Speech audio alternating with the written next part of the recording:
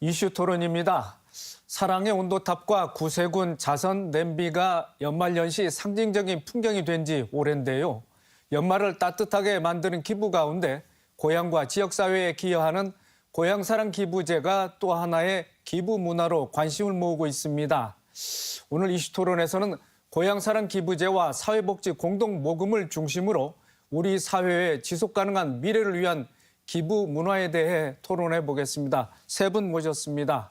한정수 전북특별자치도의회 의원, 노진선 전북사회복지공동모금회 사무처장, 이상민 익산참여연대 사무처장입니다. 세 분 어서 오십시오.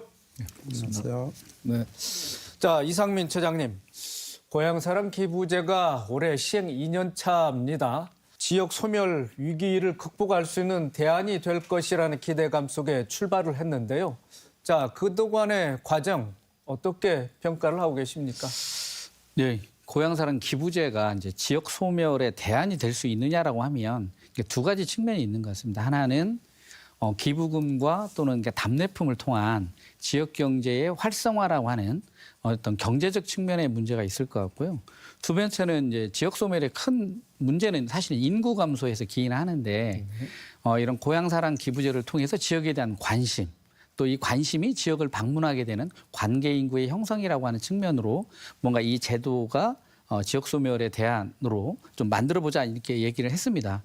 사실 뭐 2회 정도 진행을 했는데요. 뭐 1년에 한 650억 정도의 기부금이 만들어지고 전북 지역을 중심으로 놓고 보면 뭐 한 4억에서 6억 정도 한 해 이렇게 기부금이 만들어집니다. 이제 그랬을 때 이제 규모라고 하는 부분들은 사실 6억 정도의 기부금, 거기에 이제 답례품이라고 하는 부분들이 30% 정도를 차지한다고 놓고 보면 답례품으로 뭔가 지역에 들어올 수 있는 부분들은 한 1억 5천에서 뭐 많게 잡아야 한 2억 정도 수준이라고 한다면 사실 이제 지역 경제의 어떤 활성화라고 하는 그런 기대적 효과 이 부분은 사실 크게 의미를 갖기 어려운 수준의 이제 기부금이 모여지고 있다 이런 거고요. 두 번째는 이제 관계 인구 형성이라고 하는 부분은 사실 이제 하나 이제 답례품이라고 하는 부분도 있겠지만 지역과 연계되는 기부금 집행 사업이 어떤 지역의 특성을 좀 잘 반영해서 관심과 참여가 가능한 이런 프로그램으로 나가야 되는데 아직 그 부분이 잘 이렇게 준비되어 있거나 좀 그런 부분들은 좀 미진한 거 아니냐 이제 이런 측면이 있고요. 그래서 이제 이 제도가 무엇을 좀 부분 개선할 문제가 아니라 이 제도가 지역 소멸의 대안이라고 하는 좀 균형 발전 차원에서의 성과를 보기 위해서는 어떤 제도에 대한 근본적인 검토가 좀 필요한 시점이 될 수도 있겠다. 이렇게 좀 말씀을 좀 드려야 될 것 같습니다. 네. 자, 한정수 의원님, 우리 이상민 처장께서 말씀하신 대로 시행 첫 해 작년 초반 뭐 반응이 아주 뜨거웠습니다. 자, 그런데 올해 들어서는 전라북도청을 기준으로 봤을 때 올 10월까지 1억 200만 원의 기부금이 접수가 됐습니다. 그런데 지난해에는 1억 2,800만 원이었습니다. 자, 이 전라북도청만 2,600만 원이 감소했는데, 자, 현재 상황 어떻게 보고 계십니까? 시행 첫 해에는 뭐 지자체도 그렇고 언론도 관심을 많이 가지고 그리고 국민들이 이걸 통해서 뭐 내가 고향에 도움을 좀 줄 수 있다. 그리고 정치인들도 많이 얘기를 해서 그리고 또 이제 고액 기부를 좀 많이 했던 경향성이 좀 있었습니다.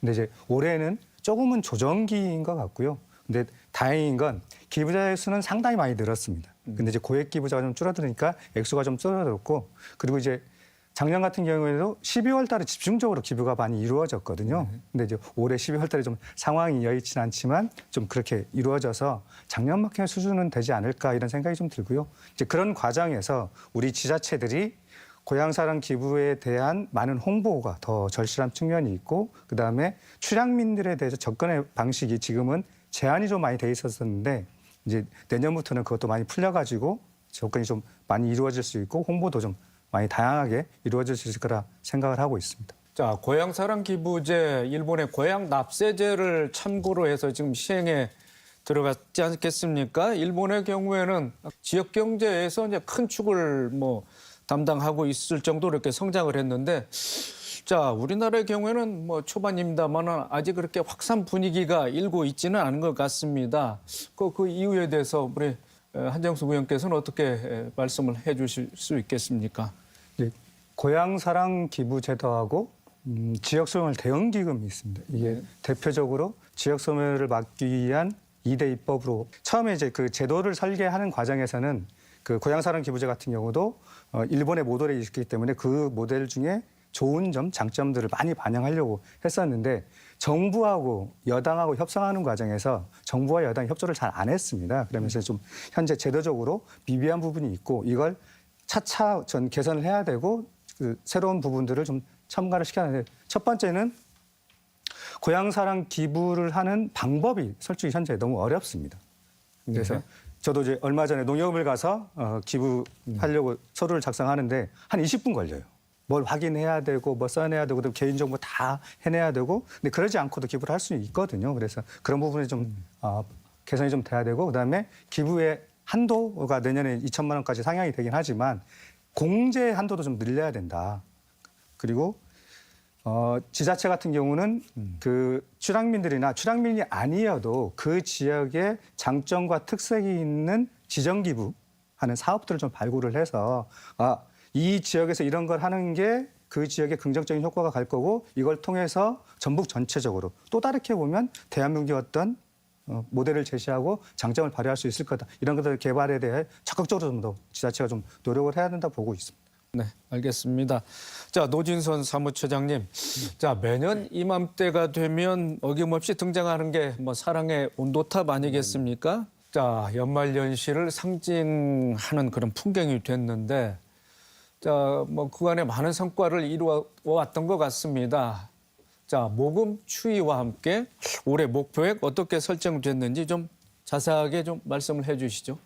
네, 저희 사랑의 열매에서는 매년 12월 1일부터 다음해 1월 31일까지 62일간 희망 나눔 캠페인을 진행하고 있습니다.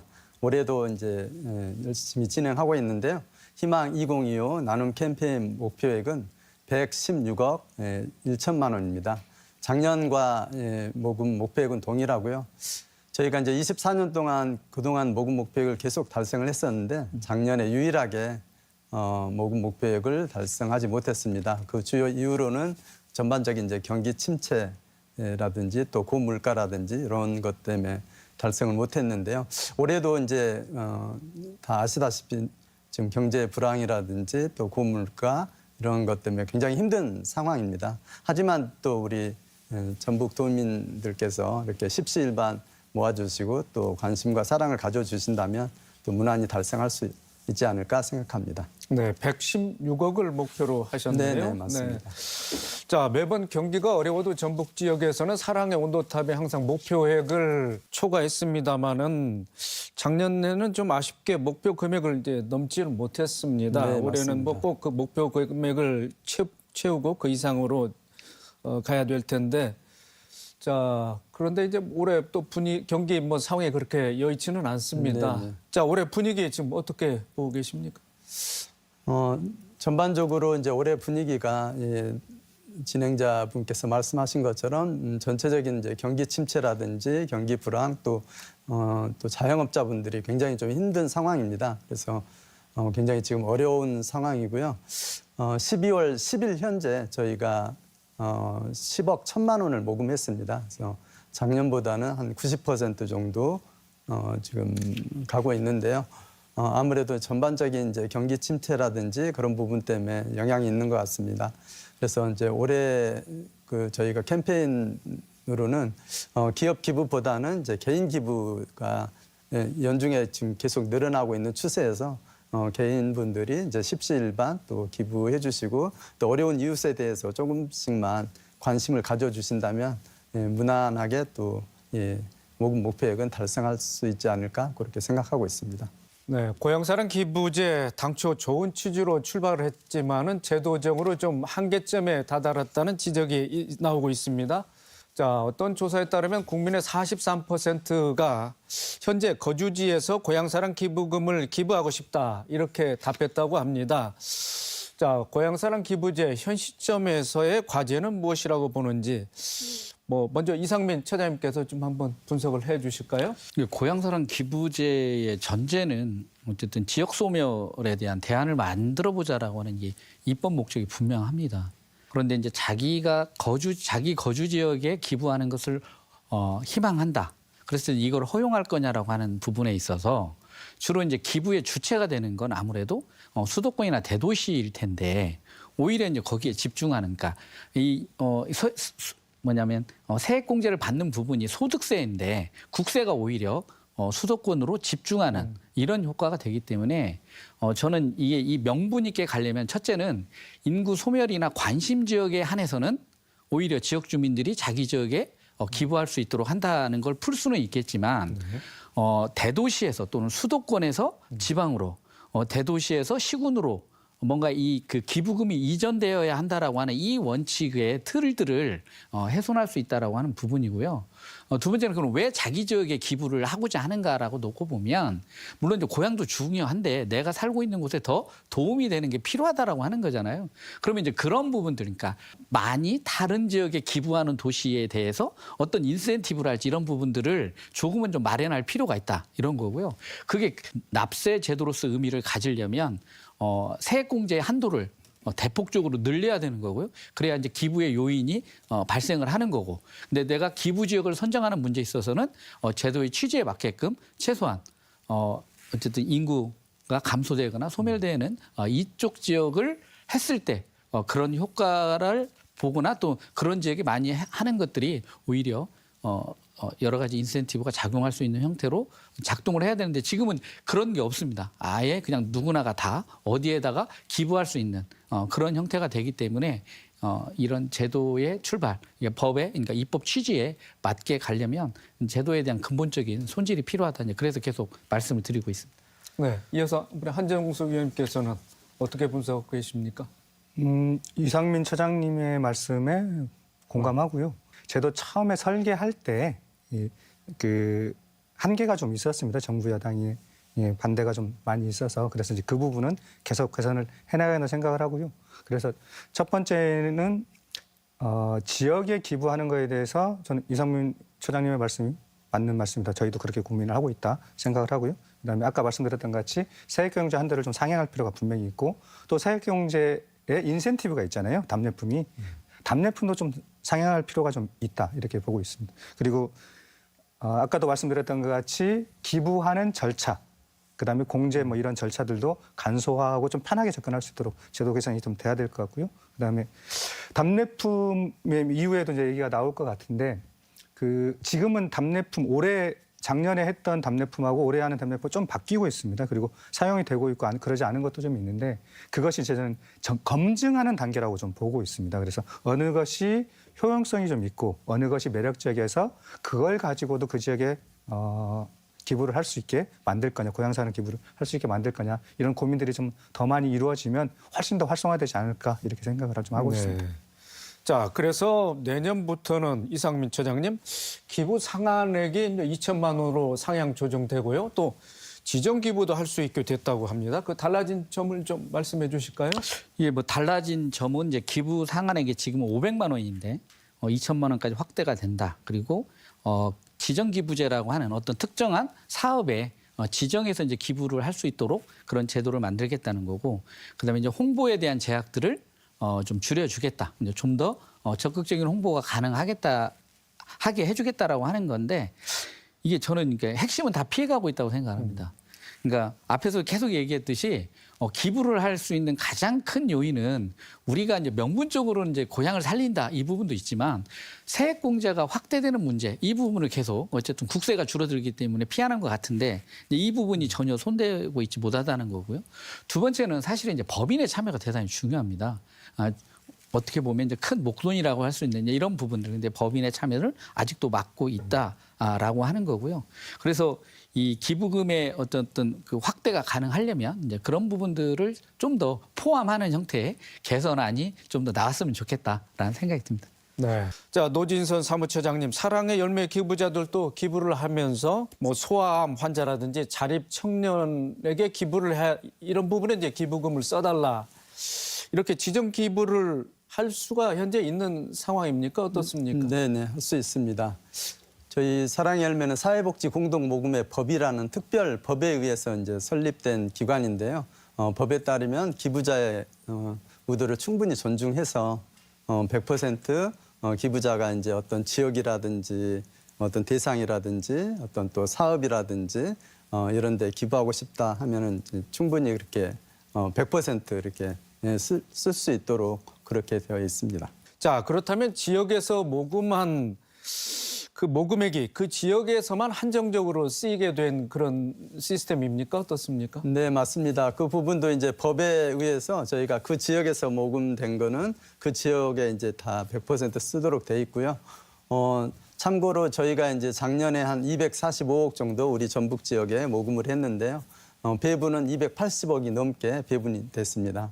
그리고 이제 한 35억 정도는 저희 이제 중앙에서 또 이렇게 지원한 금액으로 해서 100% 이제 그 지역에서 모금된 거는 지역에서 쓰고 또 플러스 알파로 또 중앙에서 또 지원한 부분이 있어서 한 120% 이상 이렇게 지역을 위해서 쓰여지고 있고요. 우리 전라북도 지역에 이제 14개 시군이 있습니다. 그래서 14개 시군이 또 저희랑 같이 이제 모금도 하고 하는데요. 우리 시군에서 또 모아진 거는 또 시군을 위해서 100% 쓰여지고 우리 공동모금회 전북지회에서 또 중앙에서 지원한 금액을 또 시군으로 내려보내서 충분히 이제 110%, 120% 이렇게 사용하고 있어서요.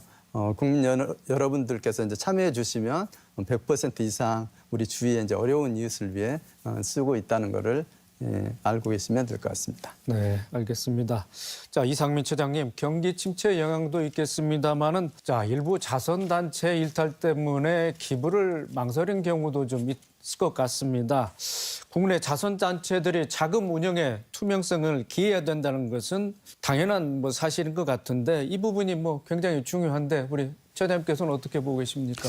네, 그렇습니다. 이 이제 기부금을 모집한다라고 하는 주체의 핵심은 사실은 도덕성입니다. 여기를 얼마나 믿고 신뢰할 수 있느냐라고 하는 거고요. 두 번째는 내가 기부한 내용들이 얼마만큼 제대로 잘 쓰여지고 있느냐라고 하는 문제인 거죠. 그래서 이제 기부를 담당하는 기관의 핵심이 이제 어쨌든 신뢰라고 했을 때 뭔가 이게 투명하게 잘 운영돼야 한다라고 하는 전제가 쓰는데 사실 어떤 조직이든 이러저러한 우여곡절이 있을 수 있고 좀 이런 부분들이 있는데 그래서 이제 사회복지 공동모금에도 좀 아픈 상처들이 좀 있는 것 같고요. 아무래도 좀 시간이 지나면 그 제도에 대한 작동들이 뭔가 약해지고 이런 부분들이 있기 때문에 여기에 대해서는 정기적인 평가가 필요한 건데 외부의 시각으로 바라보는 평가나 이런 대안들에 대한 논의들을 좀 잘 해주셨으면 좋겠다. 그래서 기부를 하시는 분들이 상처받을 수도 있고 그 업무를 담당하시는 분들이 상처받지 않도록 이런 제도 운영을 좀 더 해야 되고요. 그렇기 위해서는 어떤 정보에 대한 공개가 무엇보다도 중요합니다. 그래서 기부에 대한 내역들의 철저한 공개 그리고 배분액에 대한 이런 부분들을 좀 더 신경 써서 신뢰를 더 많이 쌓아가야지 않겠냐 이렇게 생각을 하고 있습니다. 네, 거기에 대해서 우리 사무총장님께서는 어떻게 답변을 해주시겠습니까? 네, 좋은 말씀이시고요. 말씀하셨다시피 저희가 이제 2010년도에 좀 안 좋은 일이 있었는데요. 그 이후로 시민참여위원회라는 것을 만들어서 별도로 전국적으로 지금 운영하고 있습니다. 그래서 중앙에는 이제 분기마다 교체하면서 말씀하신 것처럼 이제 모금이라든지 배분이라든지 또 이런 그런 부분들을 투명하게 이제 공개를 하고 있고요. 또 각계각층의 그 시민참여위원님들로부터 그런 의견을 이제 받고 있습니다. 네, 알겠습니다. 한정석 의원님. 자, 기부 답례품으로 선정이 됐지만은 한 건도 선택되지 않는 경우도 있다고 합니다. 차별화된 답례품 발굴이 무엇보다 중요하고요. 더 중요한 것은 기부 금액을 가지고 가치 있는 사업을 창출하는 게 그렇지 않겠습니까? 자, 이 상황에서 어떤 고민들이 필요할지 좀 말씀을 해주시죠. 답례품 같은 경우는 첫 번째는 그 답례품이 가진 매력이 있어야 되고 그 답례품을 받아서 내가 사용했을 때 효능감이 같이 있어야 됩니다. 이게 크게 보면 그 기초 지자체에 아니면 그 지역 마을의 매력이 좀 있어야 됩니다. 근데 이런 부분으로 접근을 아직은 못 하고 있는 것 같고요. 그러면서 그 특산품이라고 하는 거에 좀 한정되지 않고 지금은 다양한 시도를 통해서 그걸 좀 검증하고 있는 단계라고 보고요. 이게 이제 한 2, 3년 더 정도 진행이 되면 히트를 치는 답례품이 좀 나올 거라고 보고 있고 그럼 그건 왜 히트를 쳤는지 이런 얘기들이 나오면 더 긍정적인 답례품도 만들어지고 그걸 통해서 기부가 좀 확산되는 영향이 분명히 앞으로 올 거다 이렇게 좀 보고 있고요. 그러면서 이제 그 기부금을 사용하는 거에 대해서 아직 지자체가 많이 준비가 좀 안 돼 있습니다. 그리고 전북도 같은 경우도 그 기부금을 전북도 자체가 사용하려고 하는 경향성이 좀 있어요. 근데 전북도 같은 경우는 기초지자체가 각 지역과 마을이 그 기부금을 통해서 어떤 사업을 발굴하고 어떤 일을 했을 때 지역에 기여가 되고 도움이 되는지 더 많이 지지 지원하는 역할을 좀 했으면 좋겠고, 근데 전북도가 아직 그거에 대해서 적극적이지 못한 것 같고 그런 부분이 좀 확산이 됐으면 좋겠고, 그러면서 지정기부제라고 하는 게 내년부터 시행이 되는데 지정기부제는 지자체가 많은 고민을 해서 우리 지역에 진짜 필요한 사업이 무엇인지 이걸 통해서 우리 국민들한테 공개를 해가지고 그 기금을 모아서 사업을 했을 때 그 효능이 어떻게 나타나고 지역의 발전에, 지역의 도움에, 거기에 살고 있는 분들의 삶의 변화에 어떤 기여를 했는지가 나타난다고 한다면 정말 많이 확산될 것 같습니다. 근데 기초지자체는 그 지정기부를 하는 사업을 발굴하기가 현실적으로 쉽지가 않습니다. 그래서 이 부분도 도가 함께 좀 같이 발굴을 하고, 그러니까 기초 지역 이 마을이 살았을 때 전북도가 사는 거거든요. 그래서 그렇게 접근을 좀 하면서 고민을 같이 좀 하면 지정기부제라든지 답례품 제도를 통해서 기부가 더 확산되는 긍정적인 효과가 있지 않을까 이렇게 보고 있고요. 네, 한 의원께서 말씀하신 대로 우리 도내 지자체들이 서로의 우수 사례를 공유하면서 더 발전된 고향사랑 기부제를 만들어 나가야 할 텐데, 자, 이상민 처장님, 뭐 우리 이 일선 시군에서도 뭐 차별화된 아이디어를 지금 많이 내고 또 시행하고 있는 것도 있지 않겠습니까? 좀 소개를 해주실까요? 네, 뭐 예를 들면 이제 지역 축제와 연계해서 기부자가 좀 방문할 수 있도록 뭐 그런 아이디어를 내고 있는 이제 무주군 같은 경우 이제 그런 게 있고요.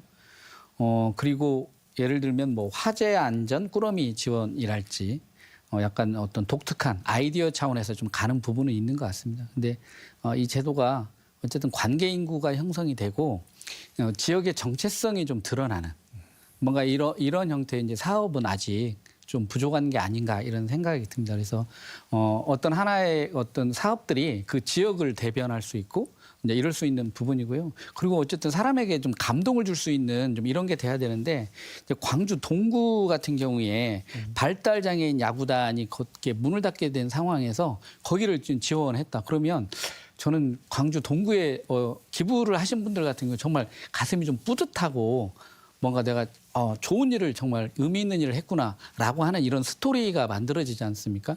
여기에 근데 이제 저희가 알다시피 뭐 어디가 무엇이 괜찮은 아이디어라고 하면 여기저기서 합니다.